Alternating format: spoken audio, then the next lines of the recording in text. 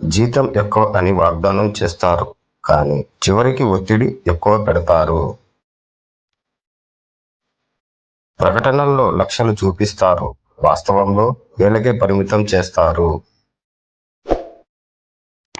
యువత కళలు జీతాల మాయలో కరిగిపోతాయి. మాటల్లో కోట్ల జీతం, వాస్తవంలో కష్టాల బంధం. ఫైనాన్స్ కంపెనీల వాగ్దానం కాగితం మీదే ఉంటుంది. మోసగాళ్ల కంపెనీల జీతం చూపించి భవిష్యత్తును దోచేస్తాయి. అధిక జీతం ఒక వల, దాంట్లో చిక్కేది యువతే. జీతం పేరు చెప్పి శ్రమను దోచేస్తారు. ప్రతి వాగ్దానంలో ఒక మోసం దాగి ఉంటుంది. కంపెనీకి లాభం, ఉద్యోగికి నష్టం.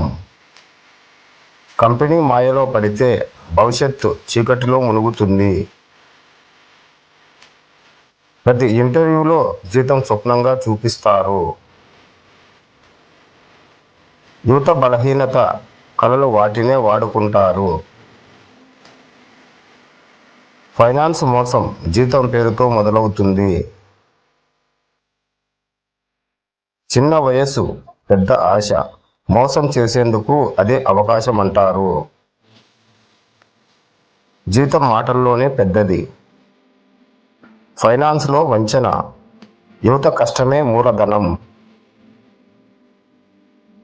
జీతం బూటకపు మాటల్లోనే ఉంటుంది. మోసగాళ్ల మాటలతో మురిపిస్తారు, వాస్తవంలో బానిసల్ని చేస్తారు. అధిక జీతం ఒక ఉచ్చులో పెట్టిన ఎర. విజ్ఞప్తి చదివి ఆనందం, జీతం చూసి నిరాశ. కంపెనీకి లాభం, ఉద్యోగికి కన్నీళ్లు. మాటల మధురిమలో మోసం దాగి ఉంటుంది. జీతం పేరుతో వల వేస్తారు, యువతే పట్టుబడతారు. మాటల్లో కలల జీతం, వాస్తవంలో బానిస జీవితం.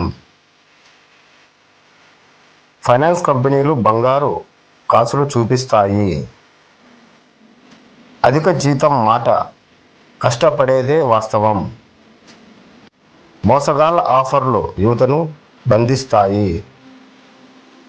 మోసం చేసే కంపెనీలు ఉద్యోగులను నశింపజేస్తాయి. జీతం చూపించి ఒత్తిడిని పెంచుతారు. యువత కలలు వారికి వాణిజ్యం. మాటల్లో డబ్బు, వాస్తవంలో దోపిడీ. జీతం కోసం చేరిన వారు నిరాశతో బయలుదేరుతారు.